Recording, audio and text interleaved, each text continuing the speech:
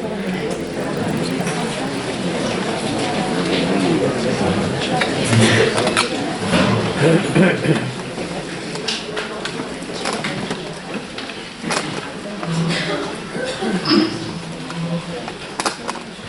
pues buenas tardes y bienvenidos a este inicio de la 29ª Jornada de Teología. Este año hemos pensado en el tema Pensar a Dios en español.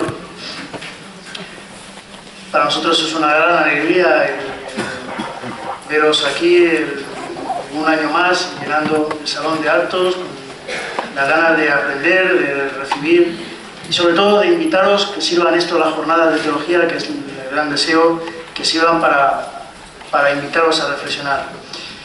La Iglesia debe abrir las puertas sin miedo al diálogo con el mundo, siempre que no dude de la verdad de la que es portadora. Es necesario que repensemos nuestra vida para ser testimonio y sobre todo esperanza en medio de los hombres y mujeres de nuestro tiempo. Y esta es la idea que este centro teológico franciscano ha marcado a lo largo de los años con la celebración de esta jornada de teología. Crear caminos de encuentro y de diálogo con la sociedad y en la misma Iglesia. Para eso este año vemos la necesidad de volver la vista hacia la literatura, la filosofía, la teología, donde se ha pensado a Dios y se ha escrito sobre Él y su influencia en nuestra sociedad. Y la novedad queremos que sea el que lo hemos hecho desde autores de lengua española, tanto desde nuestra patria como de nuestras naciones hermanas de Latinoamérica. Siempre se ha defendido que Dios, y de un modo más concreto la fe, es una realidad personal. Ahora bien, en cuanto personal, se requiere también una fidelidad por parte de cada uno de esta realidad. Será la fe, como nos indica el pensador español Javier Zubiri, lo que dinamice la relación entre Dios y el hombre, lo que haga que la metafísica y la teología sean la causalidad para que la personalidad humana y divina del hombre se hagan realidad. No se puede reflexionar sobre la persona humana sin pensar que ya que somos como Dios, también participamos de su ser divino en la idea de la felicidad que todo hombre debe alcanzar. Vivimos un tiempo en el que se nos invita desde las instituciones y los nuevos movimientos sociales a olvidarnos de Dios, cuando, fruto de su ignorancia, los grandes literatos de la lengua española, sin necesidad de ser creyentes, han escrito sobre la presencia de Dios, aunque sea sintiéndolo como el gran ausente de su literatura, pero notando que no se puede escribir sin pensar en Él, aunque sea desde su ausencia. Recordaremos estos días a los grandes autores del siglo XX español que han escrito sobre Dios, o al menos ha estado presente en los mismos, Machado, Unamuno. No pueden leerse sus obras sin entender su relación con Dios, y era necesario que se redescubra y se hable de ellos desde un centro teológico. Son nuestros orígenes y si tuviesen apellidos ingleses, indios, difíciles de leer o de pronunciar, se desvaloraría más. Y sin embargo ahora nos encontramos una época pobre y necesitada de poetas y literatos como los escritores del siglo pasado. Pero sin lugar a dudas tenemos en este inicio del siglo XXI a pensadores que reflexionan desde la experiencia de Dios en sus vidas y de esa fe que es real y que no se amilanan para hablar de Dios y reflexionar sobre Él. Pues como es el caso del ponente que nos acompaña esta tarde y con el que abrimos esta jornada de teología. Presentamos al profesor Miguel García Baró López. El profesor Miguel García Baró nace en Madrid, estudió la licenciatura de Filosofía en la Universidad Complutense, preparó su doctorado en Mainz, en Alemania, defendió finalmente la tesis doctoral en la Universidad Complutense de Madrid, es invitado de muchas universidades de Europa y América, actualmente dirige el Departamento de Filosofía, Humanidades y Comunicación de la Universidad de Comillas, es profesor de Filosofía Antigua, Teodicea, Fe y Razón, ha publicado más de 20 libros y 100 artículos, 30 y tantas traducciones, es miembro de comisiones en muchas revistas, del comité científico también de revistas de filosofía, tanto de Europa como de América, y así siguen 2 hojas más en el currículum que pone la Universidad de Comillas. Pero con esto lo dejo ya. Entre otras cosas porque empiezan a poner nombres raros y yo ahí no me pierdo. En definitiva, es uno de los grandes pensadores que tenemos en nuestra nación, muy amigo por diversas razones de todos los franciscanos, y siempre que lo hemos invitado ha venido a este centro franciscano del que esperamos que algún día, cuando se jubile, pues lo podamos disfrutar disfrutar más y tengamos más tiempo aquí. Damos la palabra al profesor Miguel García Baró para que inicie esta jornada de teología. Bien, muchísimas gracias, Padre Miguel Ángel. Muchísimas gracias a todos ustedes por su presencia aquí. A mí siempre, por la palabra un poco rara que ha faltado en el currículum, es Moratalla, que es de donde yo propiamente soy. He nacido en Madrid accidentalmente, pero la mitad de mi familia es de Murcia y la otra mitad de Moratalla, así que yo me considero un murciano, pero en fin, impartibus infidelium o algo así, entre la nieve. Vengo del malecón de darme un paseo, como hacía 17 grados y un poco de aire, pues estaba el malecón completamente solo. Vamos, nadie sale a la calle en Murcia en semejantes circunstancias. Bueno, es extraordinario.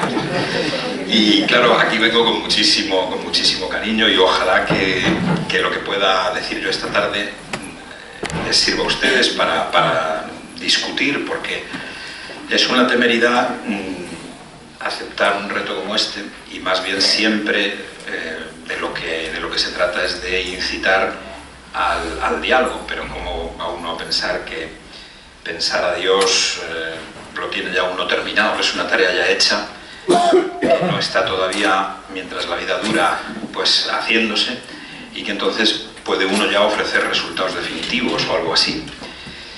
Incluso he tenido el atrevimiento de, puesto que esto se plantea como una sesión de filosofía, cosa que no debe asustar a nadie, la filosofía ya no tiene muy buena prensa y además quizá con razón, pero como se trata de una sesión de filosofía, entonces yo no he querido, es que imprescindiblemente pasa eso por el propio pensamiento, no porque yo me crea uno de los grandes filósofos españoles, sino sencillamente porque si hay que hablar filosóficamente de este tema, tiene uno que hablar desde sí mismo, quiera o no.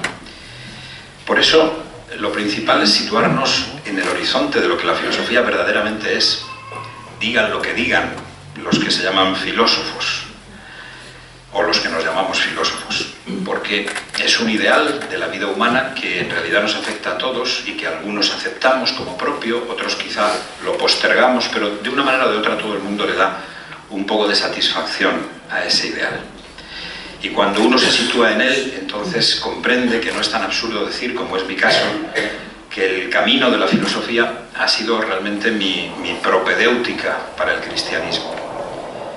Y que ahora, cuando describa de qué manera entiendo cómo es esa propedéutica, se verá que yo no tengo un gran interés en marcar dónde están las diferencias entre la razón y la fe, porque esas diferencias la razón termina quizás reconociéndolas cuando llega hasta el final de su camino. Pero yo creo que en la filosofía, cuando se la practica en serio y correspondiendo a este ideal del que ahora hablaré, merece el título que le dio el joven Maurice Blondel en su diario. La filosofía es la santidad de la razón. Naturalmente que hay muchas filosofías que no parecen corresponder a esa calificación tan elevada. Pero realmente esa sería la virtud propia de la filosofía, llevar la razón hasta la santidad. Es decir, ponerla en un grado de tensión en que la razón dé todo lo que pueda dar de sí y a lo mejor reconozca al final que quedan todavía misterios insolubles. Porque como vamos a ver inmediatamente, la cuestión de la que vamos a estar discutiendo, de la que ustedes van a poder estar toda esta semana disfrutando, yo tendré que volverme mañana corriendo a cursos y conferencias en Madrid porque aún no me he jubilado, aún no me he podido venir a Murcia definitivamente, y entonces pues toda esta cuestión está puesta bajo una distinción que normalmente ya no hacemos, que no se nos enseña en los colegios, que tardamos a lo mejor en reconocer y que es fundamental. La diferencia que hay entre un problema y un misterio. Para decirlo muy rápidamente, porque tampoco es tomarlo solo de las cosas que ya dijo Gabriel Marcel sobre esto, pero que es esencial. Un problema es una dificultad que se presenta en mitad del camino de la vida. La metáfora para la vida siempre es la de una trayectoria lanzada que no se puede parar, que quizá ni con la muerte se para. Y entonces en esa trayectoria pues hay facilidades y hay dificultades. Y cuando hay una dificultad, entonces hay que orillarla. Y para orillarla hay que inventar algún método con el que saltarla o horadarla o prenderle fuego. Esos métodos afectan a problemas y una vez que un problema queda atrás hay una fórmula para salvarlo y esa fórmula para salvarlo se puede transmitir de generación en generación Y más o menos entonces, cuando otra persona se vuelva a encontrar en una situación parecida, tendrá esa fórmula y podrá salvar el problema. En cambio, un misterio no. Un misterio es algo que nos acompaña siempre, que se parece al principio a una dificultad, incluso a una dificultad tan extraordinaria que cierra todo paso, que es lo que significa el viejo y tan útil término griego de aporía. Una aporía es que no hay un poro, no hay un lugar por donde pasar, no hay recurso. Aparentemente no hay recurso, entonces nuestra vida se lanza contra la pared de la aporía y parece que nuestra vida se estrella, se paraliza o se rompe. Y sin embargo, en realidad, los misterios no tienen esa condición, más bien son como, por así decir, plásticos. Lo que hacen es que uno presiona sobre ellos, los recibe, no espera que haya tales cosas en el camino de la vida, lo acompañan a uno siempre y está de algún modo deletreando, saboreando, sufriendo, depende, el valor que tiene ese misterio, que para siempre, ya digo, nos va a ir acompañando, en torno al cual damos vueltas y vueltas, lo llevamos cargando con nosotros de algún modo.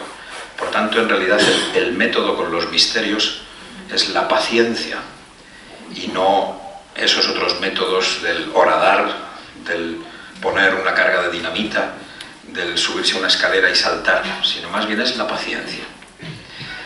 Luego veremos esto con más detalle, pero resulta absolutamente esencial. No hay tanto el problema de Dios como el misterio de Dios. O si queréis, el misterio, decía don Javier Zubiri, un párrafo que preside estas semanas, está dedicado a él, ¿no?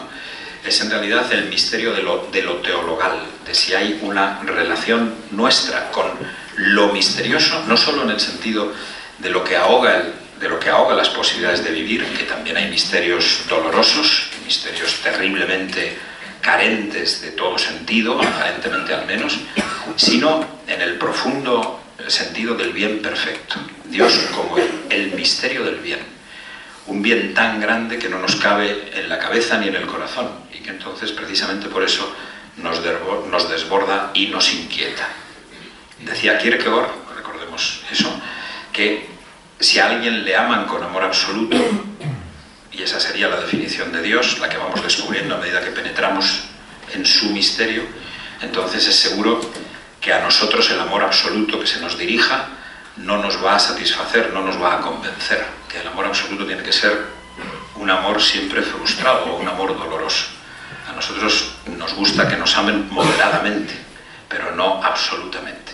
Incluso a San Agustín se le escapa alguna vez decir que él quiso a alguien demasiado.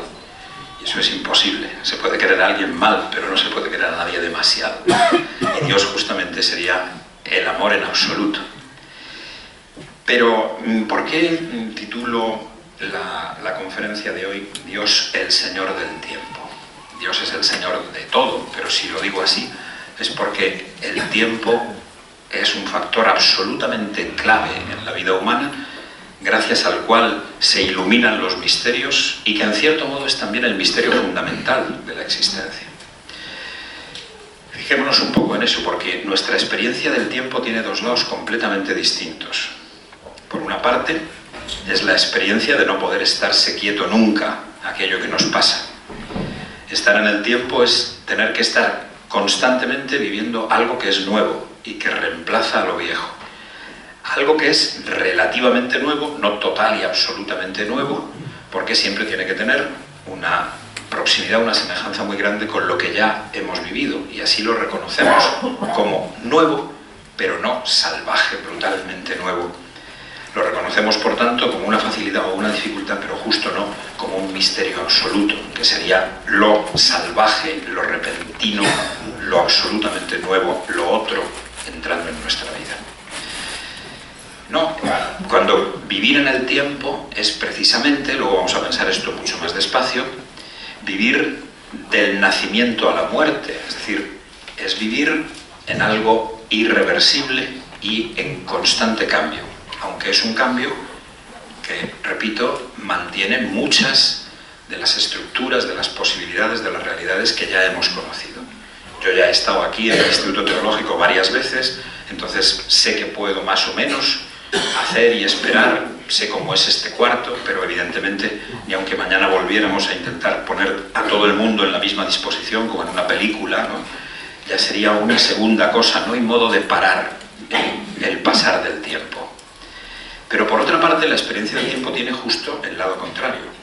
Ninguno de nosotros ha salido nunca de un ahora permanente. Del nacimiento a la muerte estamos ahora, y siempre ahora, en una hora quieto. No podemos ocupar ninguna plaza ni del pasado ni del futuro, sino solo un presente continuo, constante. De algún modo estamos clavados como en una especie extraña de eternidad, y de algún modo, en cambio, estamos cambiando.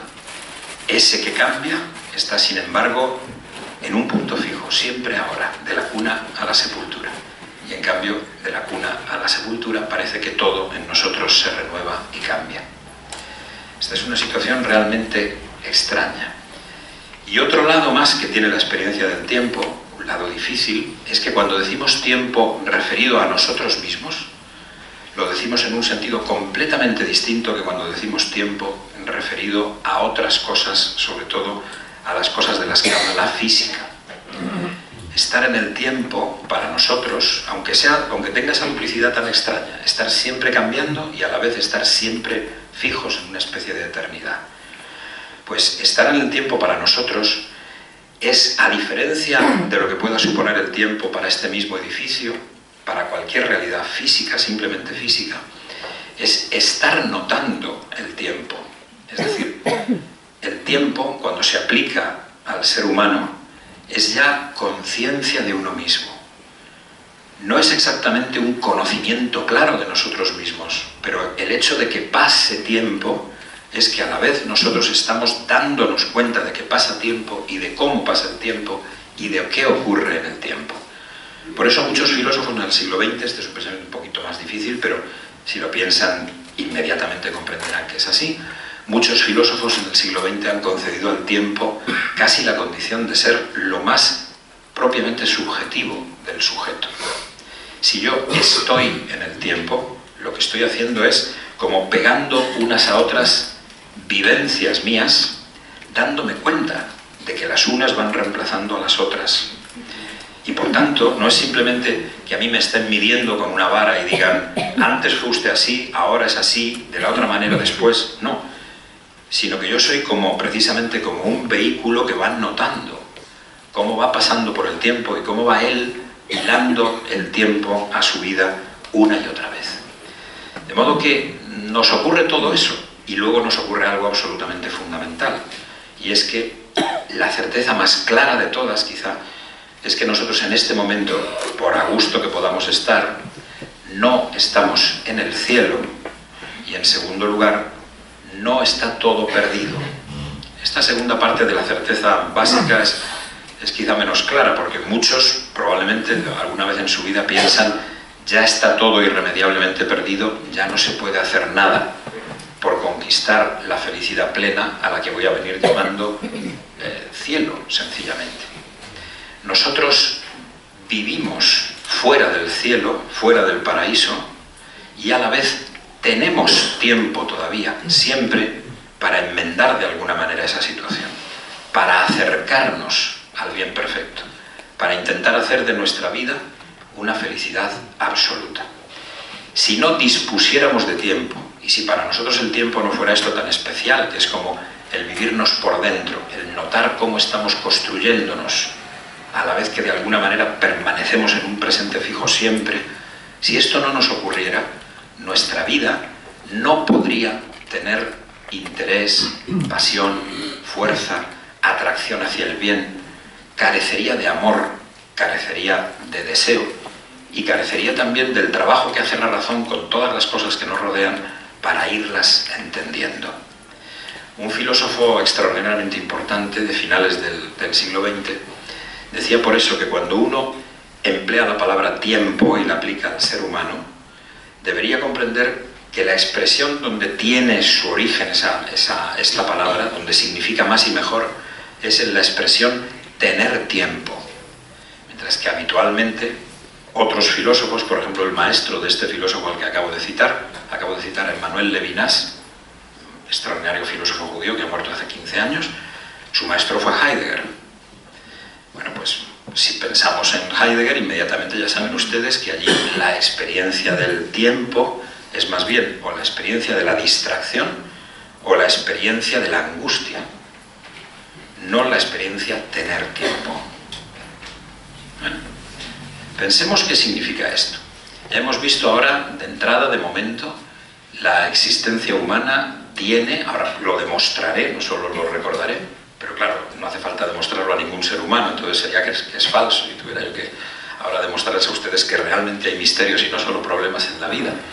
Es decir, que realmente hay cosas que no las arregla ni la psiquiatría, ni la filosofía, ni la teología, y mucho menos cualquier otra dieta o cualquier otro tratamiento técnico que se dedique al ser humano.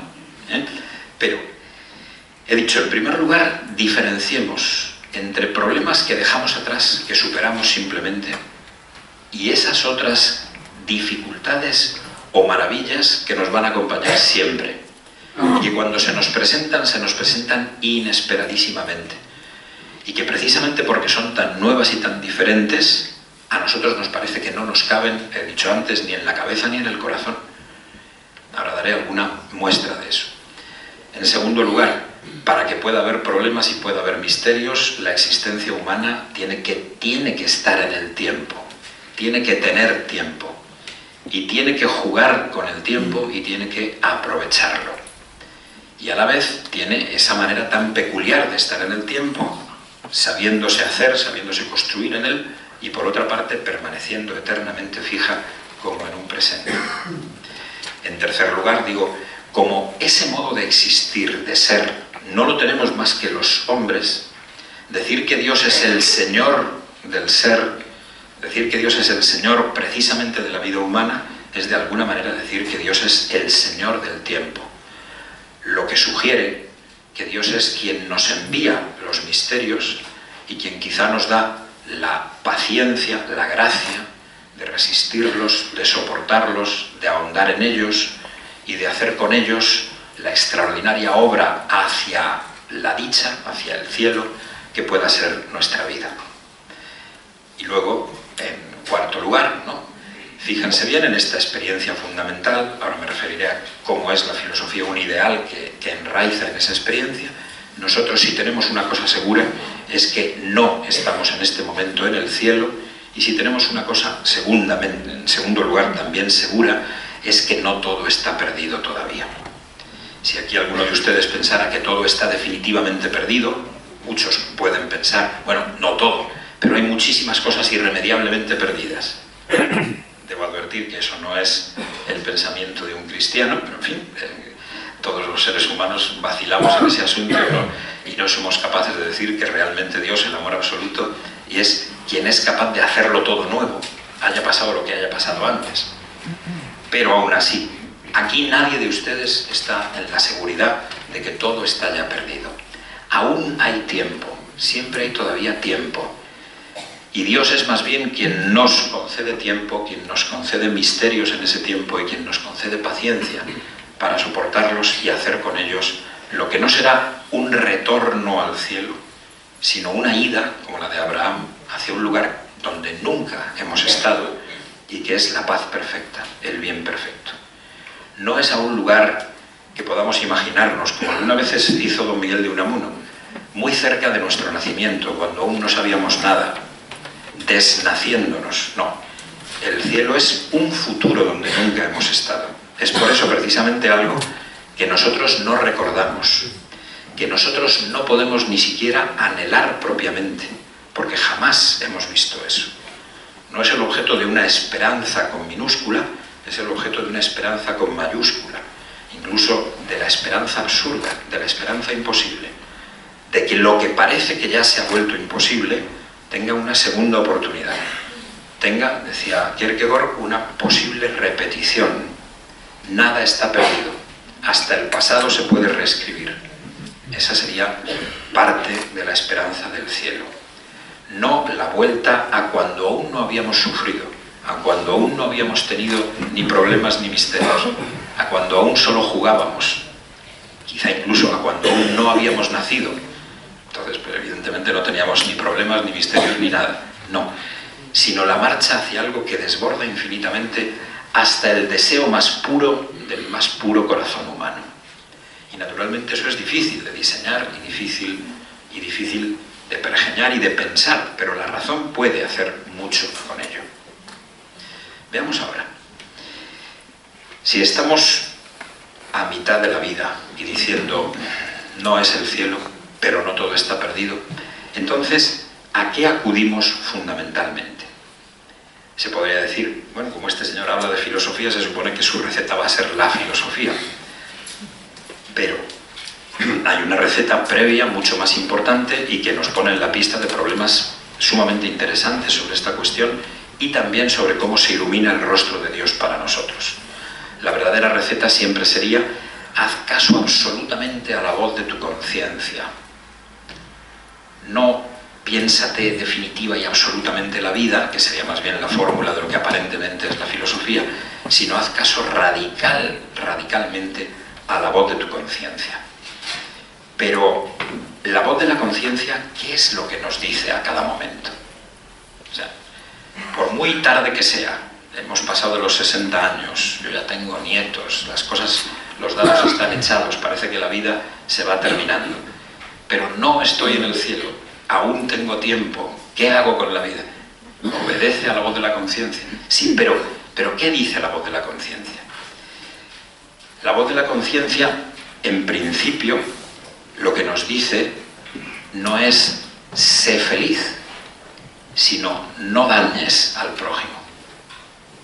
Cosa realmente sorprendente. ¿Por qué va a ser el cielo? ¿Por qué va a ser precisamente la puerta del cielo no dañes al prójimo en vez de sé feliz? Pero, segundo, si la voz de la conciencia nos manda no dañes, no perjudiques, no mates, no mientas, no hagas daño, no hagas sufrir. Y sabemos que esto está desde la más lejana antigüedad, que cuando un egipcio se moría tenía que decir con sinceridad al Dios que lo juzgaba: no he hecho llorar a nadie. Y había hecho llorar a alguien, estaba más o menos perdido para el cielo de los egipcios, para el cielo de cualquiera. La voz de la conciencia nos pone en una extraña relación fundamentalmente con los demás. O sea, no nos dice primero de todo conquista el cielo, sé feliz, sino al contrario, algo completamente extraño. Hay cosas que no tienes que hacerlas aunque te maten. Hay otras cosas que las tienes que hacer aunque te maten. O mejor, hay cosas que tienes que hacerlas aunque si las haces perderás todo crédito a los ojos de todos tus prójimos. Ya, peor, es imposible ponerse. Hay cosas que las tienes que hacer aunque... O al contrario, yo no sé si he empezado diciendo las tienes que hacer aunque pierdas crédito y las tienes que no hacer aunque pierdas crédito. Cuando los antiguos pensaban en cuál era verdaderamente la muerte, no solían pensar, claro, en la muerte física, pensaban en esta especie de muerte moral, que es probablemente lo que menos deseamos todos, aunque no tengamos normalmente la sinceridad de decírnoslo, que es no contar nada para nadie. No solo que a nadie le importemos nada, sino incluso que sea una vergüenza para todo el mundo habernos conocido. Que como ya decía un filósofo cínico, saben que los cínicos son gente respetabilísima, ¿eh? Ahora se ha traducido hasta el Salmo primero diciendo no sigas el camino de los cínicos. Bueno, cuidado, de los cínicos en el sentido moderno. Los alemanes hasta emplean una palabra para los cínicos y para los cínicos en el sentido moderno otra. No como nuestro Salterio traducido un poco así a la ligera, diría yo. Bueno, los cínicos ya decían, verdaderamente digno de un rey es tener la paciencia de estar haciendo el bien y que todos hablen mal de ti. Eso sí que es digno de Alejandro, no ganar batallas. Tener la paciencia de soportar algo así, de soportar el misterio, uno de los muchos misterios que la vida nos puede presentar, el misterio del desprestigio absoluto. Que tus hijos se avergüencen de ser tus hijos, que nadie te quiera, que nadie te comprenda, que sufras el abandono total o incluso el abandono misterioso de la cruz, que no se nos pide sufrirlo a nadie porque ya lo sufrió Cristo por todos nosotros, y es precisamente, quizá ni Dios me entiende. No, no se llega a eso. Pero la voz de la conciencia, repito, no nos dice en cualquier momento en que la sorprendamos y digamos, me agarro a ti y así contigo llegaré al cielo, llegaré. No nos dice, sé feliz por encima de todo.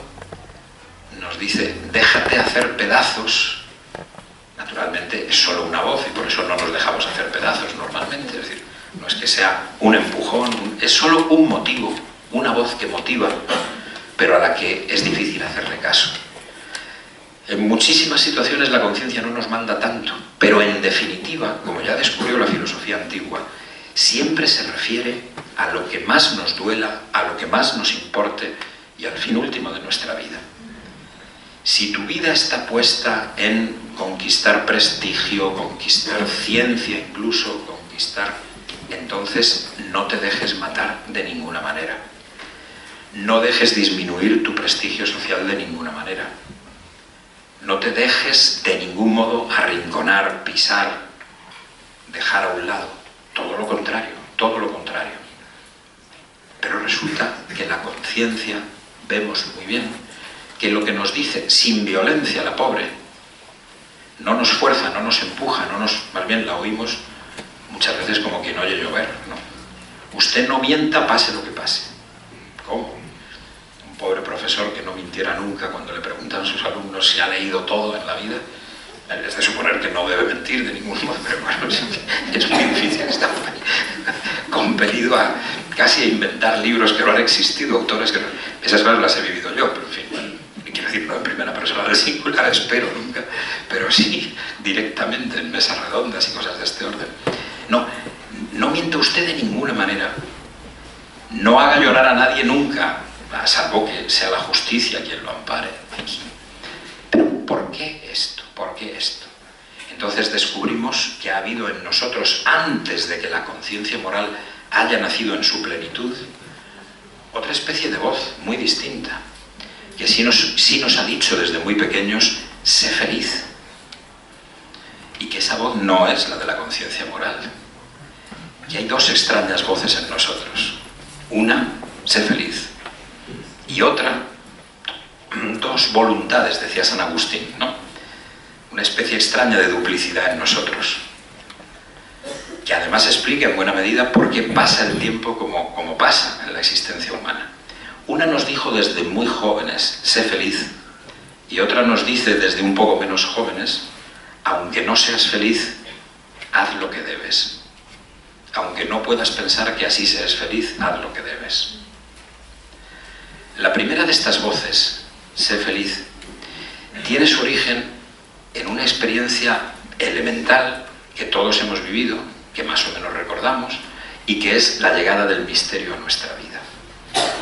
Cuando un niño nace, no tiene ni idea de que ha nacido, porque no tiene ni idea de que se tiene que morir. El descubrimiento inicial que hace el hombre del misterio es el de vivir una vida que es breve e irreversible. Si es breve e irreversible es porque nace y muere. Y la primera experiencia no es, caramba, yo he nacido, sino que la gran primera experiencia del misterio es, hay cosas que se pierden para siempre. A esa experiencia se llama muerte. No estoy aquí para siempre. Si mi amigo se lo han llevado sus padres a otra ciudad, lo he perdido irremisiblemente, lo he perdido para siempre. Esto no tiene arreglo. Hay fracasos que llevan a comprender desde muy pequeños, desde muy jóvenes, que tenemos poco tiempo y por tanto que si el tiempo se nos termina es porque estamos en una aventura que está dirigida de la cuna a la sepultura. Rebotamos hacia nuestro nacimiento a enterarnos de que hemos nacido precisamente porque lo que descubrimos es que las cosas no tienen una segunda oportunidad. Las cosas se mueren. Como decía Séneca, hay una experiencia continua de muerte en nuestra vida. Lo que no hayamos hecho hoy se nos ha muerto y no podemos hacerlo ya mañana. Séneca precisamente por eso decía que en cierto modo la muerte, lo que entendemos por muerte habitualmente es una liberación, porque como él decía, morir es ya no poder morir, mientras que vivir es estar experimentando la muerte cada día y a cada momento. Experiencia de la muerte. ¿Es la muerte un problema? No, es un misterio. ¿Le cabe en la cabeza a un niño la muerte? No. ¿Se entera un niño de que hay la muerte? Sí, ya lo creo que sí. Por eso, y probablemente aquí mismo muchas veces he dicho, refiriéndome más a aspectos de la pedagogía o de la antropología que a aspectos de la teología directamente, que los maestros no tenemos que enseñarle a nadie misterios, que todo el mundo está ya en misterios. Que otra cosa es que nosotros tengamos la habilidad de recordar que los hay y que tengamos, sobre todo cuando hay que hablarle a la gente y más de estos temas, una sensibilidad continua de que no estamos hablando de problemas que se resuelvan con ninguna técnica, estamos hablando de otra cosa. Ahí tenéis un poco el modelo de lo que es la presencia del misterio en la vida, de lo que es la primera visita de Dios a la vida. La primerísima ha sido que hayamos podido nacer, pero eso no nos hemos dado cuenta. La sorprendente visita inicial de Dios es la experiencia de que no disponemos de todo el tiempo del mundo, de que nos tenemos que morir. Y esa experiencia no parece que sea la experiencia de Dios, parece que es una experiencia muy diferente de la de Dios. Que no es que se abra la posibilidad de un Dios Señor del mundo y que empieza creándonos, dándonos precisamente la muerte como regalo. La creación de un ser humano es ponerlo en el tiempo, que tiene muchísimo interés porque se acaba. Que la muerte dé interés a la vida, de pasión a la vida, es una experiencia absolutamente fundamental, pero que aparentemente no es lo que uno saca de noticia de la muerte en principio. Sin embargo, a mí me gusta mucho recordar que otro filósofo judío muy importante, que se llama Rosenzweig, precisamente dice por eso, que cuando Dios crea al hombre, en vez de decir bien, bien, bien, como en los otros días de la creación, dice muy bien, y lo dice precisamente porque el hombre se muere.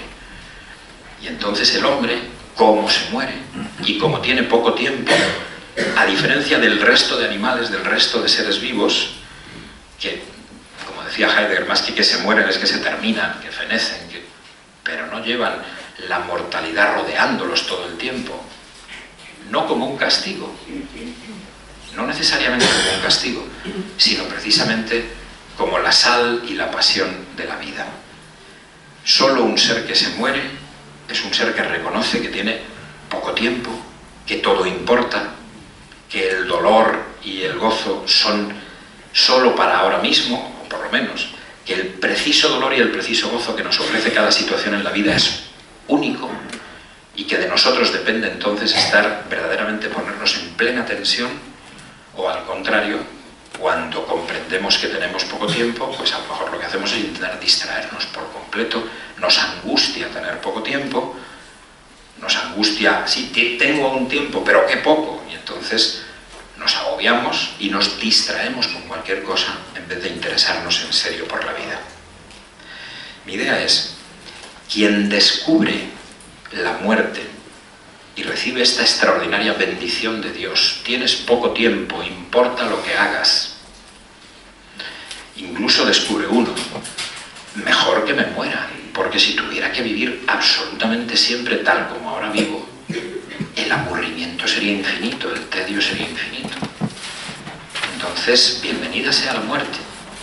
Gracias a la muerte tenemos tiempo, y eso no dice en absoluto que cuando llegue la muerte terminará el tiempo. Lo que dice es, cuando llegue la muerte, nuestra última muerte, la muerte en el sentido corriente del término, variará probablemente por completo la estructura que tiene nuestra experiencia del tiempo.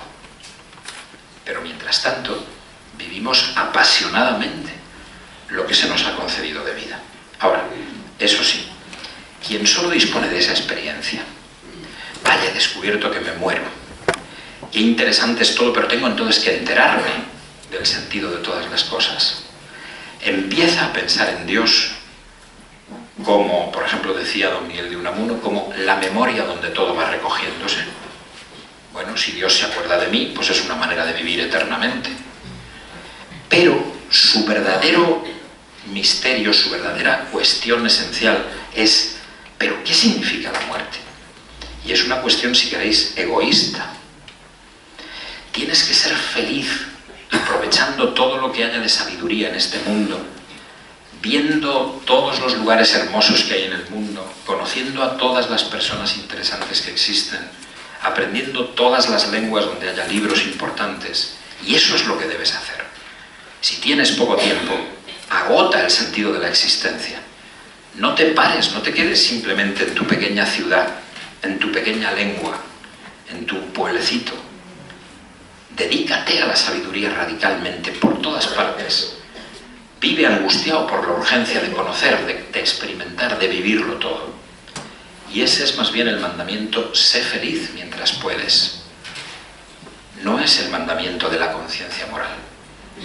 Hay una especie de Dios de nuestra juventud, el Dios memoria, el Dios que nos incita a aprovechar radicalmente la vida, a gozar de ella, el Dios, digamos, de la felicidad, el Dios que se representaba muchas veces Unamuno, el suministrador de inmortalidad.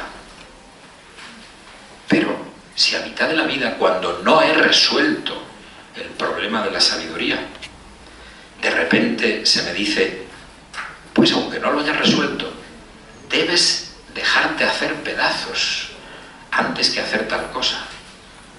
Caramba, ¿cómo es eso posible? Si el único misterio fuera el del sentido de la vida, que la muerte nos ha presentado, entonces no podría haber ninguna posibilidad de que la conciencia moral nos hablara en serio y nos dijera: entrega tu vida, aunque no sepas qué significa del todo la vida. Entrégala aunque tu sabiduría no haya llegado a apoderarse del misterio de la existencia. Aún no estás en eso, y eso es lo único que realmente te interesa y te mueve. Aún te falta por conocer, yo qué sé, 1000 cataratas maravillosas que haya por ahí. Solo has visto las de Iguazú, eso no es nada, o sea, te quedan... todavía no has rendido culto más que a una divinidad, te faltan 20.000 divinidades más, ¿no? Vete una semana a un monasterio no sé qué, y al año siguiente te haces cartujo, al otro te haces franciscano, al otro te haces nihilista, al otro te haces... Bueno, y tomas todas las figuras de la vida para conocer todas las posibilidades de la vida. No has llegado allí. Y de repente otra voz completamente distinta no te pide: agota la vida en todas sus facetas, sino sé capaz incluso de perderla por otro. O incluso no por otro, sino tu propia dignidad no te permite hacer determinadas cosas, aunque te cueste, ya digo, no solo la vida, sino el prestigio, el reconocimiento. Por eso decía con muchísima razón Kant que cuando suena esta voz extraña, suena mucho más fuertemente la voz de Dios que cuando solo se ha oído la voz de la muerte.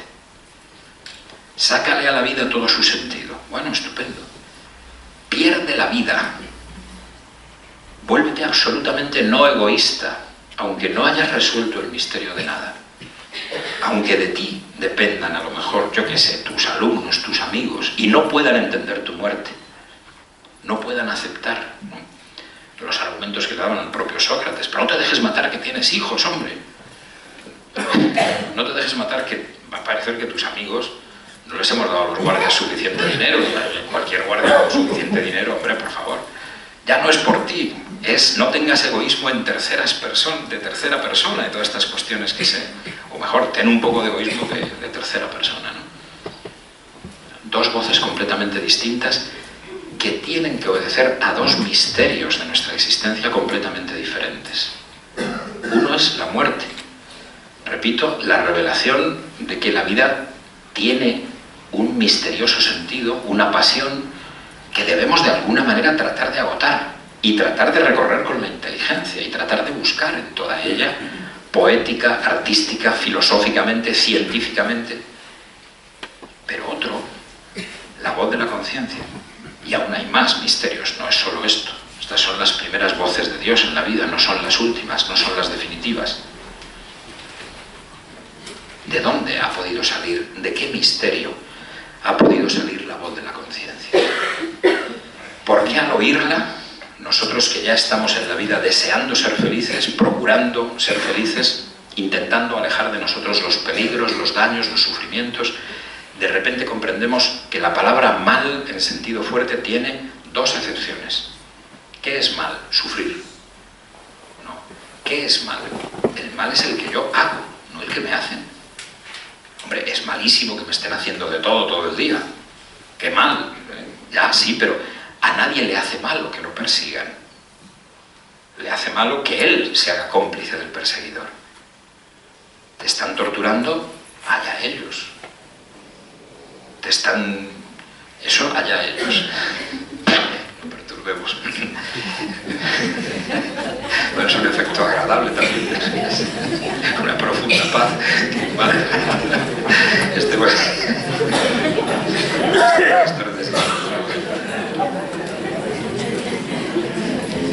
Pero bien, sigamos. Bien. La primera vez que yo di una conferencia, esto lo hizo mi madre en primera fila. Es que los bolatañeros a veces tienen reacciones extrañas a cosas que no. Bien, continúo, por favor.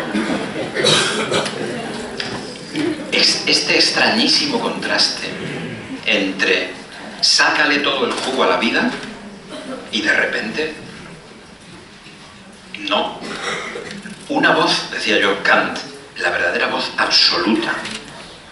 Quizá no conocemos absolutamente la naturaleza de las cosas, pero ¿y la naturaleza del bien? Que nos dice de repente, entrega la vida, aunque no sepas en qué consiste su misterio. ¿En qué choque con un segundo misterio tiene que haber ocurrido esto? Los filósofos judíos, más incluso que los cristianos, han utilizado el término revelación para esta segunda experiencia del misterio. Es la revelación de la Torá, es la revelación de los mandamientos. En los mandamientos, vamos a verlos, y en ninguna parte dice, sé feliz. Dice, no mates, no mientas, no sé qué, ama a Dios, respeta a tus padres. Respetar a los padres puede ser una aventura de una paciencia infinita, no precisamente una felicidad ni una... Bueno, allí la tabla, la revelación de lo que Dios parece que pide para la vida, en ningún sitio dice disfruta de la vida hasta el fondo y piénsala hasta el fondo, sino todas estas otras cosas sorprendentes. No tomes el nombre de Dios en vano. Bueno, la sugerencia es, si no tropezamos con el misterio del amor, es imposible la revelación de los mandamientos. Su clave es el amor. Para decirlo de una manera muy bíblica, pero que es a la vez muy filosófica. Y por tanto, a mí no me lleva a tener que decir, cuidado, distingamos primero los límites de la razón y de la fe, porque si no aquí estamos mezclando. No. Es que no se puede hacer filosofía en serio cuando uno lo único que tiene es curiosidad por el mundo. Cuando uno a lo mejor lo que tiene pues es una curiosidad como puede tenerlo un científico particular. Y hay veces en que la ciencia maltratada te lleva justamente a ignorar que hay misterios en la vida. Mucha gente puede utilizar la ciencia precisamente para hacer desaparecer, para creer que hace desaparecer el misterio en la vida. Todo se arregla con pastillas. Hombre, si usted piensa que hay misterios será porque desayunó cebollinos, o sea, no sé. Uno es según come, en fin, todas estas gracias de Nietzsche que tienen regular de gracia, pero bueno. No, hombre, esto está claro. Desayune mejor, por favor, y se le cura a usted Dios, ¿no?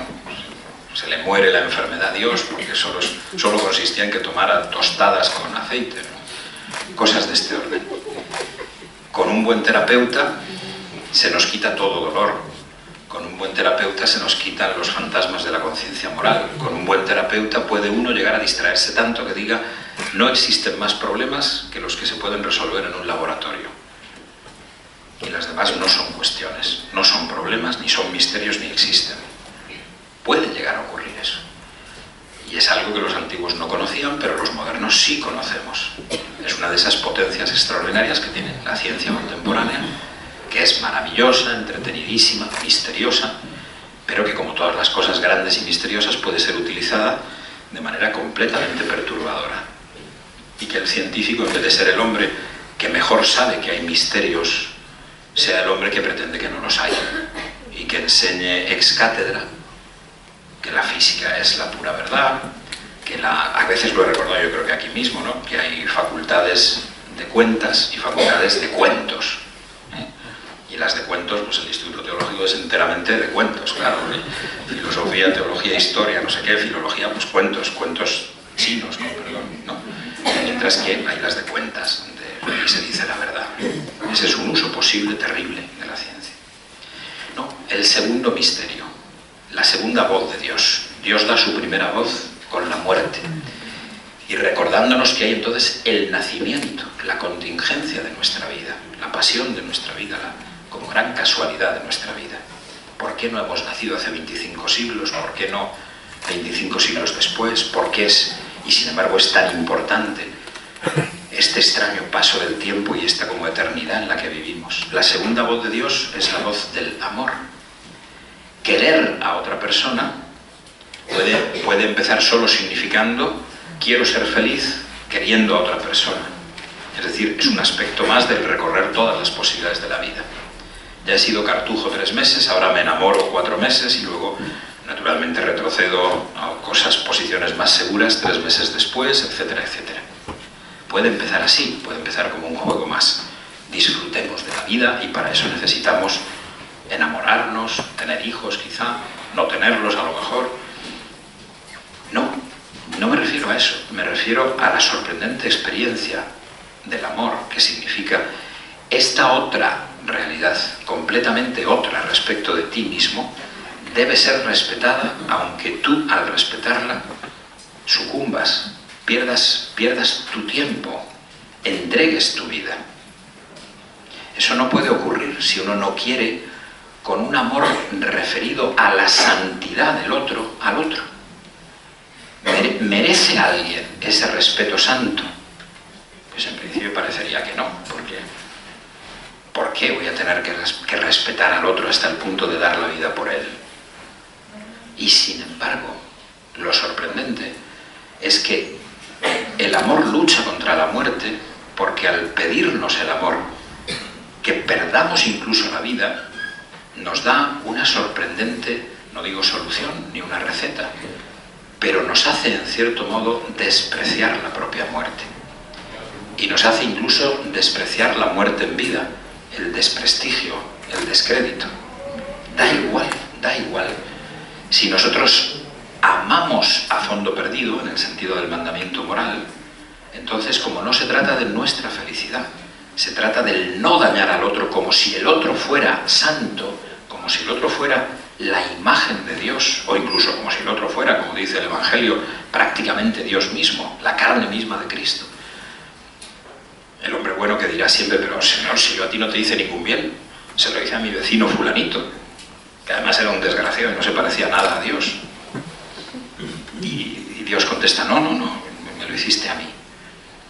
Respetar al otro con un amor que significa intentar que el otro no sufra daño, intentar no hacer yo al otro daño en el sentido de desesperarlo, disminuir para él el sentido de la vida, que le parezca a él que la vida no tiene misterios, que le parezca a él que en la vida no hay más que pequeños problemitas que se resuelven con cursos, conferencias, diplomas o cátedras o lo que sea. No. El niño que no sabe aún de la muerte no puede esperar que le llegue la lección de la muerte. El hombre metido en el egoísmo puede estar dañando a mucha gente y no haber descubierto todavía que la gente es santa y respetable como santa, en este sentido sorprendente del mandamiento. ¿Cómo voy yo a creer que, ni si yo no soy santo, por qué va a tenerlo que ser precisamente don Miguel Ángel y tengo yo que respetarle absolutamente aunque me cueste? Pues eso es precisamente lo que la voz de Dios en esta segunda experiencia exige. Remedio contra la muerte, no sé, pero la pura verdad es que los que de alguna manera hemos intentado seguir la incitación al conocimiento filosófico desde esta perspectiva que es la responsabilidad infinita, no la curiosidad infinita, la responsabilidad infinita. Filosofemos, es otra expresión de Levinas, por vergüenza, hartos de hacer las cosas mal, hartos de hacer el mal, hartos de no hacer una política suficientemente radical, hartos de dañar, hartos de, en busca de sentido para nosotros, pisarle igual la cabeza al prójimo, que total, ¿qué más da? Si es peor que nosotros. Alguien tiene que hacer eso, pues ¿por qué no yo? Y si este. Todo eso es un sorprendente, no digo consuelo para la muerte, pero la pura verdad es que la persona que ha cedido un tanto a ese terreno, que ha empezado esa vía, que ha avanzado por ella, la pura verdad es que no le importa que lo maten, no le importa morir. Hay que sospechar de una persona de mucha edad que te repita: el gran problema es la muerte. No, el gran problema es el otro. El gran problema no es el sufrimiento propio. El gran problema es dañar al otro. Dios, en este sentido, no vamos a tener mucho más tiempo, ya me he alargado, y como veo que la gente que más o menos está un poco por obligación, sobre todo, pues desfila en las filas altas, como era lógico, pues entonces tampoco se trata de llevarles a ustedes a la elección entre el sueño y la fuga, ¿no? Sino una cosa intermedia. Bueno, espera, porque estas cosas hay que hablarlas despacio y con mucho tiempo por delante, y tenemos evidentemente que dialogar sobre ellas largo, ¿no? Pero esta segunda sorprendente experiencia, repito, cuando se plantea así, imposible no pensar que Dios, de alguna manera, es también el Señor del tiempo, no porque sea el donador de la muerte, el donador del nacimiento, sino quien nos envía tantísimos objetos de amor moral como prójimos hay. ¿Por qué este envío extraño de las otras personas que no son otro yo, sino precisamente, más bien, algo así como otro Cristo, no otro yo? Yo a mí mismo, cuesta muchísimo trabajo amarse con amor moral, uno a sí mismo. Uno puede soportarse, pero amarse es un poco difícil. Perdonarse, imposible. Soportarse, difícil. Amarse, también imposible. Amarse en cierto modo, pero no amarse con este respeto como santo, ¿no? Y sin embargo ahí tenemos infinidad de seres a los que en algún momento nos abrimos en una experiencia totalmente sorprendente. Alguien que quizá ha hecho ya mucho daño a muchas personas y nunca ha comprendido todavía que a las personas no se les debe hacer daño aunque te maten, ellas mismas, y de repente lo entiende. Eso no podemos decir, es una experiencia local, es que le pasó por fin a tal. Pasa siempre que uno se encuentra, por ejemplo, una expresión de un filósofo, Levinas, ¿no?, con el rostro de otro, que parece que me manda, que me encuentro con infinidad de rostros por encima de los cuales paso y a los que desprecio. Pero de repente, de alguna manera, se abre la experiencia humana universal, no judía, no cristiana, del mandamiento. Respeta a otro infinitamente y empieza a respetarte a ti mismo también como un fin en ti mismo. Esa sorprendente voz de Dios viene entonces a través de los prójimos de nuevo en el tiempo. Si yo no dispusiera de tiempo y no dispusiera de paciencia, no habría estado saboreando el misterio de la muerte y no podría dedicar mi vida a las empresas del amor. Y por tanto, no tendría en realidad una posibilidad de buscar a Dios, o de esperar a Dios, mejor dicho. Yo no he nacido sabiendo todo eso. Lo he tenido que recibir de fuera. He recibido la muerte como una lección tremendamente novedosa, totalmente de fuera. Y he recibido el amor como una lección totalmente novedosa y también completamente de fuera. Yo podía tener, desde que sé que todo el mundo se muere, una cierta conmiseración, una cierta misericordia por las demás personas, pero eso no es lo mismo que estar dispuesto a dar la vida por ellos. Eso no es lo mismo que el respeto absoluto de la voz absoluta de la conciencia hablando en mí, de las tablas de la ley escritas en el corazón. ¿Es eso ya bastante como experiencia de Dios? Pues no, todavía no. Pero son modos que Dios va adoptando a medida que nosotros maduramos en el tiempo. A medida que vamos teniendo tiempo, vamos teniendo paciencia, vamos pensando la vida, vamos actuando. Y vamos también aclarando poco a poco que son estas cosas en un diálogo continuo de unas con las otras, de la voz de la felicidad con la voz de la exigencia moral. Hay un tercer, al menos un tercer misterio de enorme importancia, que ya no me voy a poder referir a él más que muy deprisa, pero que es el misterio que propiamente abre la perspectiva de vivir el cristianismo, no solo de deseo, sino vivirlo experimentando su realidad. Y es no el dedicar yo el amor a otros, porque eso supone, yo empiezo a hacer grandes empresas de todos los estilos. Voy construyendo un currículum con que eran 20 libros, 30 traducciones, no sé qué, tal cual. Pero todo eso está de alguna manera destinado al fracaso posible. Todas las empresas que dan sentido a nuestra vida como una vida dedicada al amor práctico están en principio abiertas a fracasar por completo. Puede muy bien ser que todo lo que hayamos hecho, por así decir, se pierda, se diluya, que la historia se trague todo esto, que las empresas a las que hemos puesto nuestra vida se hundan enteras. Nos habríamos quizá hinchado demasiado con las obras de nuestro amor y necesitamos estar desprendidos, como dicen en la India, de los frutos de nuestras obras. A lo mejor nuestros alumnos son todos un desastre. A lo mejor nuestros libros los queman todos los nazis o los antinazis de la próxima generación. A lo mejor nuestros... Se recuerda siempre la anécdota, que espero no haberla contado aquí en alguna otra ocasión, de estar alguna vez más o menos desesperado pensando, pero una vez tuve un chico, qué buen alumno, ese chico parece que realmente hizo algo, al día siguiente ese chico cometió un crimen. O sea, que, en fin, no puede uno confiar tampoco en ese tipo de cosas. Pero sobre todo, ¿a cuántas hemos dedicado muchísimos años? ¿Y cómo puede pasar que hasta, yo qué sé, esta institución se hunda un día y le habrán dedicado su vida Miguel Ángel, Paco, tal? ¿O cuánta gente ha podido vivir en un sentido y de repente encontrarse con la Shoah, con el Holocausto, ¿no? Y parece que eso destruye el sentido entero de comunidades y comunidades que han vivido durante siglos, siglos de persecución, y de repente pasan todas a los hornos, al crematorio, todo eso se diluye. La posibilidad del fracaso, la posibilidad de la desgracia. Y esa posibilidad nos abre algo que es de una importancia infinita y que solo voy a mencionar ahora. Y es que resulta absolutamente esencial no ya amar nosotros, sino acoger el amor que se nos dedica a nosotros. Y que no es lo mismo una cosa que la otra. Uno enormemente empeñado en amar puede no tener tiempo para acoger el amor de otros. Uno terriblemente empeñado en hacer cosas puede no tener tiempo para pedir perdón a otros y acoger el perdón de otros, porque al hacer tantas cosas y ser tan bueno, igual ha forzado a muchos a seguirlo, igual ha hecho que las voluntades de muchos se tuercen en la dirección en que uno ha querido.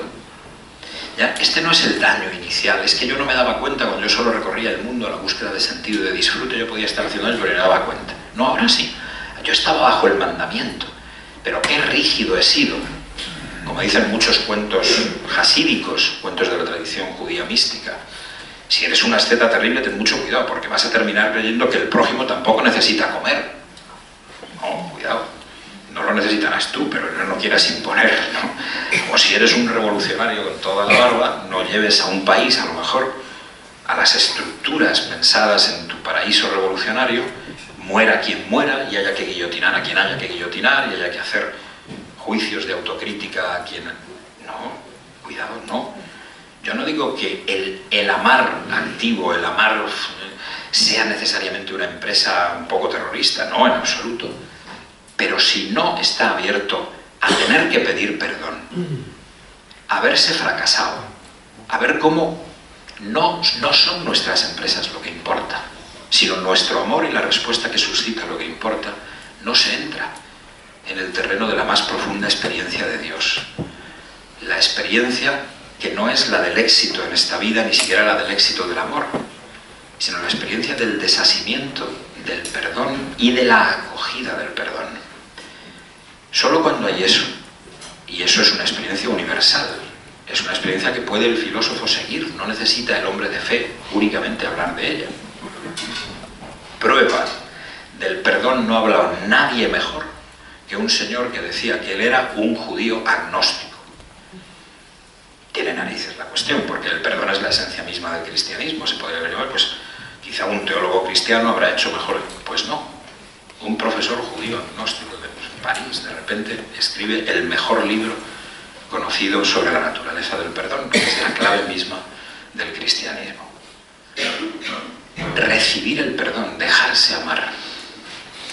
Quien es capaz de eso, de pedir perdón y de vivirlo, ese siente algo absolutamente fundamental en la experiencia religiosa, que no es ni la experiencia del profundísimo sentido que tiene la vida, ni la experiencia del profundísimo sentido que tiene el amor práctico, sino que es más bien ser amado es siempre inmerecido. Ser amado es siempre ser perdonado, porque supone que incluso siendo yo tan malo, alguien se olvida de ese mal. Alguien, por así decirlo, tapa, lo cubre, pasa por encima. Es decir, transforma mi propio pasado y veo que no todo estaba perdido. Y veo que no estaba tan lejos la experiencia del cielo y que es más bien la experiencia de la recepción del amor. Quien puede vivir esto en plenitud ve cómo el encuentro con Dios se realiza no solo a través de la muerte, no solo a través del mandamiento, sino especialmente a través de esa extraña vivencia de la eternidad que hemos tenido siempre. Hemos estado en este presente siempre, y esto ha sido un inmenso don. Un don, cuando es muy, muy don, se llama perdón, ¿no? Cuando es un superdón. Y cuando es un enorme don, dicen también algunos filósofos, algunos teólogos los han seguido, cuando es un enorme don hay que poder olvidar, o necesariamente hay que olvidar a quien lo dio. Que sea el don lo que está presente y no el donador, no el donante. Y por eso puede uno olvidarse de Dios, donador del nacimiento, de la muerte, porque parece que no está.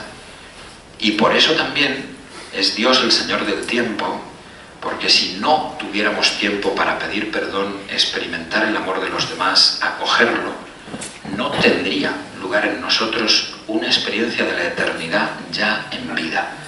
Una experiencia que es las primicias del cielo ya en vida. Estar siendo amado, estar siendo perdonado sin merecerlo. Ciertamente, haber intentado buscar el sentido de la vida, haber intentado responder al mandamiento, haber intentado llevar una vida mínimamente filosófica en el sentido de la búsqueda de la sabiduría, del bien, por estos caminos que son como alternativas, que son como, no sé, una trayectoria quebrada, según va dando Dios sus voces. Muerte, nacimiento. Revelación, amor. Perdón, experiencia de la eternidad ya en este mundo. Por eso, termino, hay una expresión de Kierkegaard extraordinariamente, maravillosa para esto.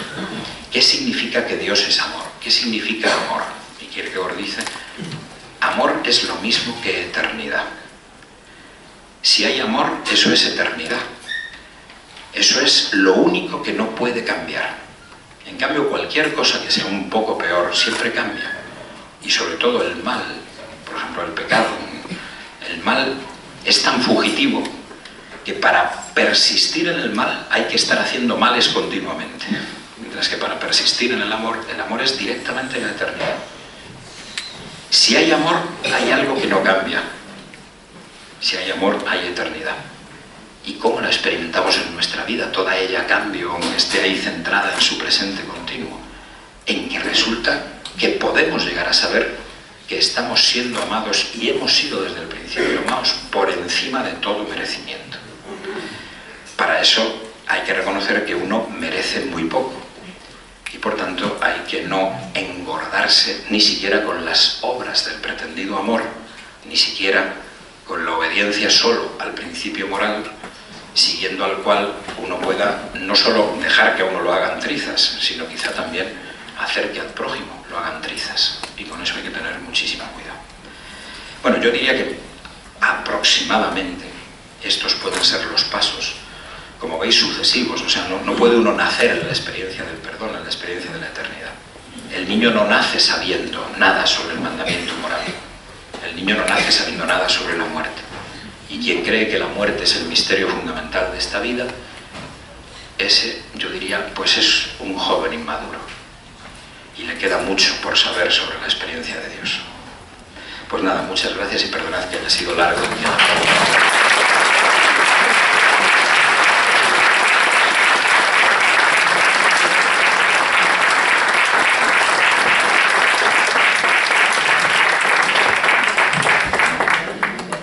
Bueno, agradecemos a Miguel García Baró sus palabras, siempre enriquecedoras y siempre pues, que nos invitan, sobre todo a, pues como ha dicho, a tener un poco de tiempo para dos, tres preguntas, si alguno quiere hacer alguna intervención rápida.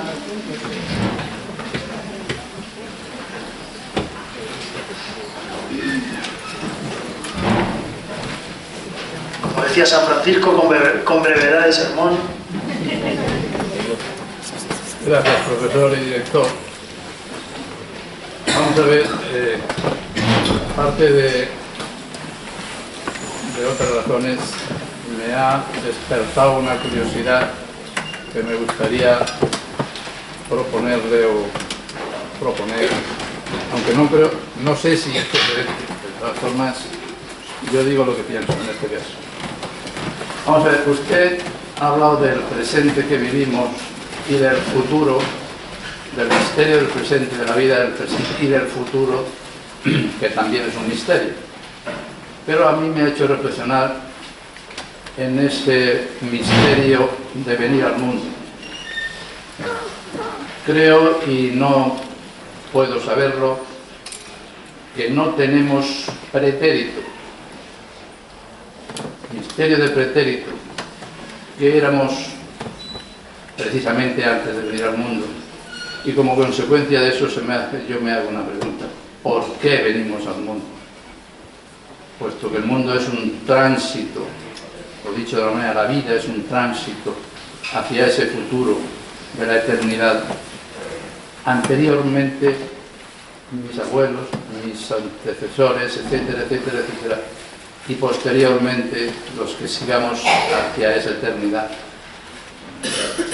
Es cierto que la fe nos hace notar en esta vida lo que somos y lo bueno que debemos hacer, etcétera, para conseguir esa eternidad. Pero este misterio de la vida, ¿qué antecedente tiene? ¿Qué pretérito tiene desde el punto de vista de un teólogo o de un filósofo? No sé si es procedente la pregunta. Gracias. Ese es absolutamente procedente. Lo que he dicho es que al principio, por ejemplo, la muerte, no he podido describir eso largamente, creo que en una ocasión aquí hace años me alargué sobre este asunto y ahora se publicará en un libro mío bastante sobre esta cuestión, ¿no? Cuando tenemos la primera experiencia de la muerte, es muy frecuente que una persona diga, bueno, pues morirse tiene que ser exactamente igual que volver al estado de antes de nacer. Y eso es lo que en general asusta tanto.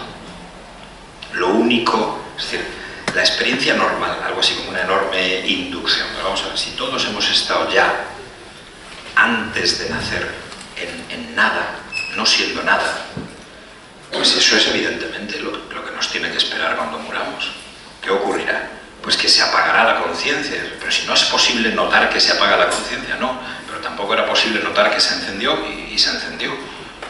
Es decir, nadie puede acordarse del momento de nacer, nadie podrá tener quizá una experiencia directa del momento de terminar, pero una de las cosas que evidentemente llenan de miedo es que uno está, por así decir, seguro, cuando piensa en abstracto en la muerte, de que lo que le tiene que esperar es volver a lo que hay antes de nacer, es decir, nada. Y el suicida puede a lo mejor decir, pues mira qué alivio, pues nada, pues es mejor esa nada que estar siempre entre posibilidades angustiosas, etcétera, etcétera. Lo que precisamente he dicho es que eso que forma parte muy esencial de la congoja, del susto del niño ante la muerte, entonces todo está destinado a nada. Si todos nos morimos, ¿esto qué es?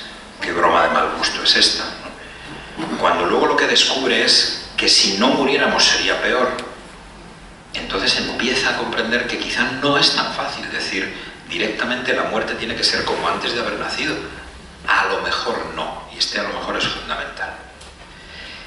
Y la estructura, aprovechando su pregunta y procurando no ser muy largo, de lo que he dicho es justamente esa.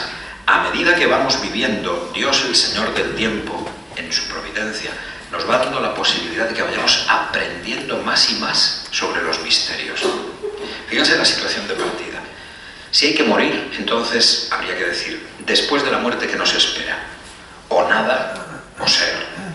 Pero ser sería seguir siendo como hasta aquí, horroroso. La nada, horrorosa. Luego es sencillamente horroroso. No es más que congoja.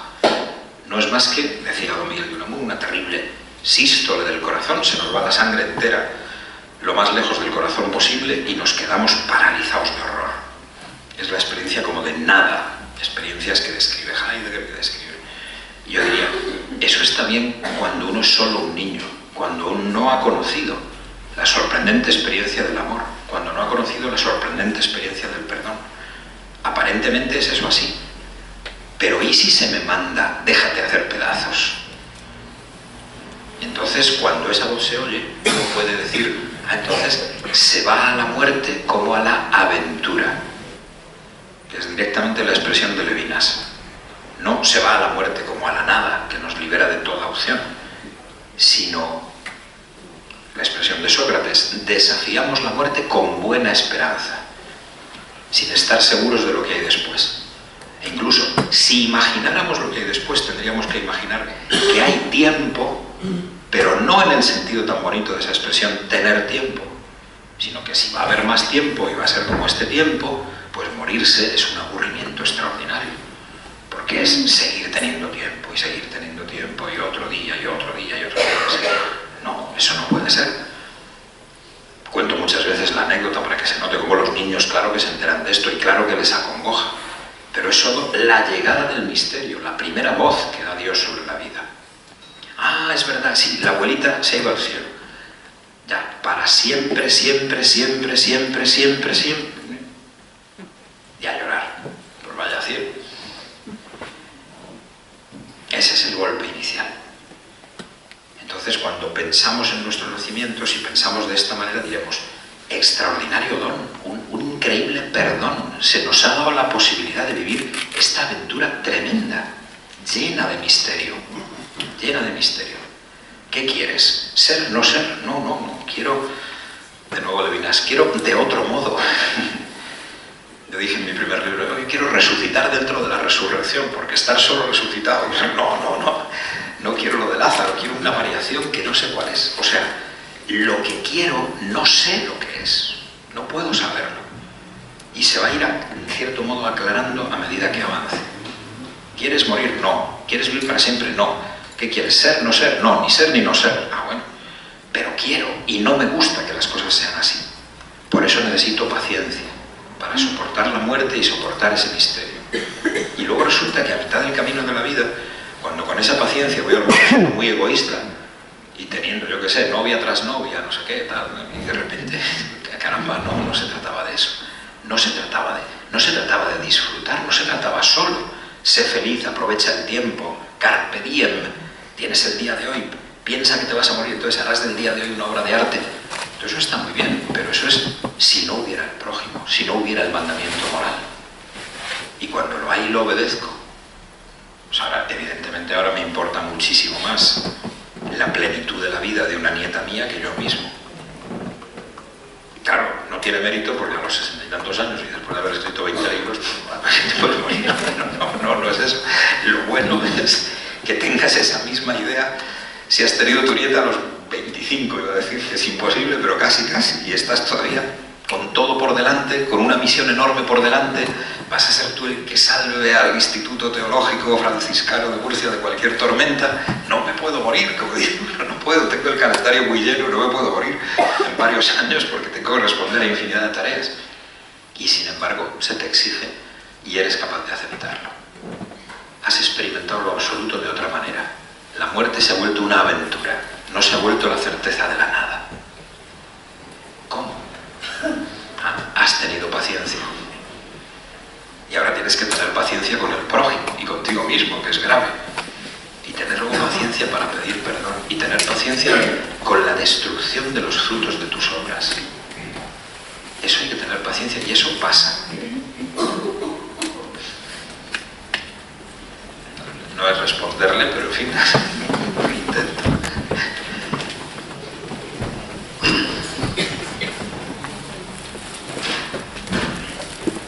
Cuando ha dicho que la primera o una de las llamadas que sentía el ser humano era, o todo hombre, a amar, a no hacer daño a los demás y a recibir ese amor, no precisamente la que de pronto cualquiera puede pensar, estoy llamado a ser feliz o estoy aquí para ser feliz, no es precisamente en esas pequeñas experiencias que vamos teniendo cada uno de intentar no dañar e intentar recibir el perdón de los demás donde está la felicidad. Exactamente, exactamente. Pero eso no lo puedo saber al principio. Tengo que haber hecho esas experiencias sin la perspectiva de que ellas me van a hacer simplemente más feliz.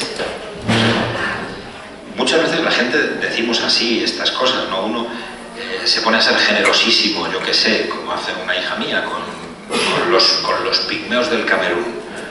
Y a lo mejor la descripción del asunto es que como vas allí te realizas mejor y conoces. No, la idea no es realizarse mejor, la idea es dar la vida. Dando la vida, amando, se lucha contra la muerte y se gana una especie de escalón de ascenso en la felicidad extraordinario. Lo digo con una expresión que también utilizaba Blondel, que a mí me gusta mucho. Un héroe, vamos a ver, el héroe le plantean, esta es la vida de héroe. Pues el héroe dice, ni hablar, yo no quiero de ningún modo. Pero decía Blondel, oye, pues tampoco conozco a ningún héroe que se arrepienta de haberlo sido. Y esto segundo es muy interesante, pero claro, hay que llegar hasta allí. Es decir, para decirlo en lenguaje muy teológico, si piensas que todas las cosas que vas haciendo bien, lo que tienes es una evidente recompensa y que tú la vas a notar, entonces no haces las cosas por el mandamiento, las haces por ti mismo y entonces no tendrás la recompensa que el mandamiento. Entonces pensarás que estás haciendo una cuenta de, a ver, empleo un lenguaje que en mi infancia se empleaba en ciertas catequesis lamentables, que hay un negocio de tejas abajo y un negocio de tejas arriba. En el tejas abajo voy regular porque me ha puesto un 7 en gimnasia el profesor, pero en el de tejas arriba voy de miedo, porque he hecho tales cosas bien, no sé qué, la confesión tal, los primeros viernes, no sé qué, esto, la contabilidad. Entonces, claro, eso es un disparate enorme. Eso es la confusión justamente del misterio de la muerte con el misterio de la revelación. De eso se trata. Y esas cosas no las podemos sacar de nosotros mismos, las tenemos que aprender de fuera. No es como un enorme a priori que sale del sujeto y ya está todo dentro de uno, ya está. No, que va. Uno tiene dentro un alumno posible, no un maestro interior de infinita. No, el maestro está fuera, también dentro, pero sobre todo está fuera. Es el Señor del tiempo. Perdón. Una pregunta vuestra, no sé. No, pero con el micrófono, porque así te oyen y te oigo yo también. Que durante toda la vida vamos madurando, como ha dicho usted, ¿no? Vamos madurando y tal. Pero yo realmente, muchos creo que pensamos que lo importante para esperar a la muerte es la fe, porque a mí realmente todo lo que he hecho me encanta y es genial. Pero la fe para mí es lo más importante. Si no tuviera fe, vamos, me daría terror la muerte. Y a mí no me da miedo la muerte, pero es por eso. Yo pienso que es una cosa desconocida. Ya estoy tan convencida de que hay algo después, no sé. Pero fíjese, desde el punto de vista que yo he hablado, que es el punto de vista filosófico, no directamente teológico, al hablar de paciencia, no puedo sino decir, esto me desborda, o sea, ¿por qué tengo paciencia? Hay una especie también de gracia, que es justamente, ten paciencia. Tiene algo muy razonable eso, porque si tú creías que una cosa no podía pasar y te ha pasado, pues puede ser que te pase otra segunda, que no la esperas en absoluto, y que tú digas, bueno, esto de la muerte me pilló del todo. Es una alternativa de la que no hay salida. Y que de repente, igual que te pasó entrar en un problema que creías que era un misterio, que creías que no existía, entres en otro misterio que tampoco creías que existía. Entonces, se te ha dado paciencia, aunque era muy razonable que tuvieras paciencia para soportar todo eso. Y hay muchísimas cosas que te incitan a no tener tanta paciencia, a resolver de golpe el problema. antes de tiempo. Y ahí debo decir, a veces, quizá con una vivencia que cree uno que es religiosa y no lo es tanto, porque tiene que estar mediada por lo moral. Porque si no, uno puede decir, no, mira, yo es que simplemente, esto es meterme en un terreno muy peligroso, no quiero dictaminar, yo quiero decir lo que desde mí sería, ¿no? Si yo dijera, no, pero yo me atengo, bueno, tanta gente se atiene de la manera más irracional a una religión. Y entonces ese atenimiento irracional te puede llevar a perspectivas tales como la famosa yihad violenta. Ya sabéis que el sentido original de yihad es tú te esfuerzas por ser fiel a Dios. Pero claro, si en una sociedad que no te da nada, que no te habla de misterios, que solo te habla de problemas, que te dice que los problemas se resuelven todos con dinero o todos con imagen, es decir, yendo a un programa de televisión ya has resuelto la mitad de la vida, ganando no sé qué, la otra mitad, y eso es lo que se te ofrece. Pues entonces, evidentemente, si alguien te dice, no, hombre, no, tú vas a seguir a Dios y lo vas a seguir irracionalmente, no lo vas a seguir a través del camino difícil y duro, que es tener paciencia con cada misterio, pensarte muy profundamente la vida y comprender que la fe es ese acompañamiento de paciencia, de alimentación profunda de tu esperanza en Dios, de que tú le estás orando a Dios de alguna manera en cada una de esas situaciones, pidiendo sobre todo algunas oraciones son las más fundamentales de todas, el Padre Nuestro, por supuesto, pero sobre todo, tengo fe, acrecienta mi fe. Otras veces, lo he comentado muchas veces ya aquí, Dios mío, líbrame de mi Dios, líbrame de mi pequeño Dios, de mi ídolo. Esas dos son oraciones absolutamente fundamentales. Entonces tú estás en eso, estás ateniéndote a la esperanza de que te vas a mantener en la esperanza a pesar de todo. Cuando llegue la desgracia, cuando llegue la difamación, cuando llegue el problema terrible, cuando llegue el dolor más espantoso, cuando te pueda pasar una desgracia tal de esas que todos sabemos que si nos pasaran nos iban a poner al borde de no creer en nada, es decir, mira, era una broma el mandamiento moral, era todo una broma, aquí lo único que hay es la muerte, el dolor, el poder, la violencia y ya está, y eso es la vida. Pues además ese mensaje nos lo están diciendo a todas horas. Ese es el lamentable mensaje de lo que yo a veces llamo la literatura en mal plan. Leo una novela y ¿qué leo? Pues que la vida va de amor, de sexo, violencia, pasión, dinero, y ya está. Eso te lo dice todo el mundo, nadie te dice piensa, ten paciencia, el misterio no sé qué, la experiencia moral, nadie te dice eso, nadie. Y ojalá lo dijera mucho más la Iglesia y defendiera mucho más que pensáramos, hiciéramos filosofía, teología, pero tampoco lo dice tan claro, muchas veces, afortunadamente cada vez más claro. Y es el último reducto para defender este tipo de cosas. Entonces yo sí diría, hay que tener un poco de cuidado con la rapidez de las adhesiones presuntamente religiosas, porque tienen que estar mediadas por la experiencia moral, tienen que estar mediadas por el mandamiento moral radical. Por eso he dicho, es como si el cristianismo viniera todavía después, en cierto modo, el deseo de ser cristiano desde el principio, pero hay que conocer la radicalidad del mandamiento moral y seguirlo, y luego más. Porque si no, habría muchísimas fórmulas de otra clase de religiones, otra clase de absolutos, a veces son de una vulgaridad increíble, o sea, no sé si sabéis que ahora la gente se entierra en el Camp Nou, ¿no? Hay un columbario enorme, en serio, para no tirar las cenizas sobre la hierba, es unas cosas monstruosas. La identificación con las bandas juveniles, la identificación con las experiencias casi religiosas, pseudo-religiosas, que ofrecen muchas veces, yo que sé, pues la música contemporánea, rock, no sé cuál, tal, son experiencias de sustitución religiosa.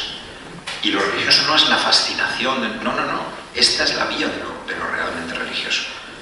Es decir, ninguno de nosotros podría hoy ser simplemente religioso, yéndose con un chamán no sé dónde y metiéndose una dosis de peyote, o sea, no. Eso hoy, aunque, digamos, bueno, también es religión, también es no sé qué, no podríamos hacer eso sinceramente nosotros hoy. Tenemos que mediarlo con esto. Y si no, además estamos totalmente indefensos ante un señor de estos de la yihad y tal, porque lo que le oponemos es, mira, tú tienes esa fe, yo tengo esta otra. No, ni mucho menos, ni mucho menos. Hay una enorme discusión racional por el medio que hacer. Y tenéis que traer a ese señor a que confíe en que la razón también es un instrumento de Dios. Y en que si el hombre no rinde culto a Dios con su razón, ¿con qué se lo va a rendir? Porque lo demás ya lo compartimos con el resto de los seres vivos, más o menos. Es precisamente la razón lo que tiene que...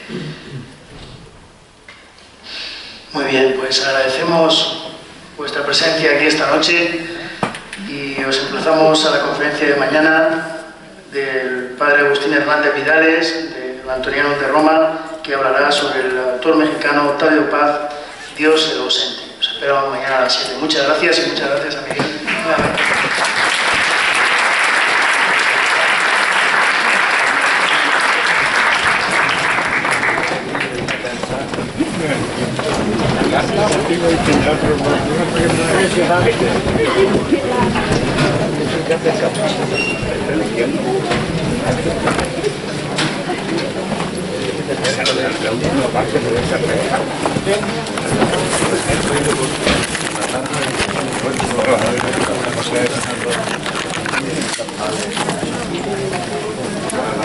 Ahora mismo. Vamos a esperar que este señor quite. Hasta luego. Pero es que lo primero que tengo que hacer es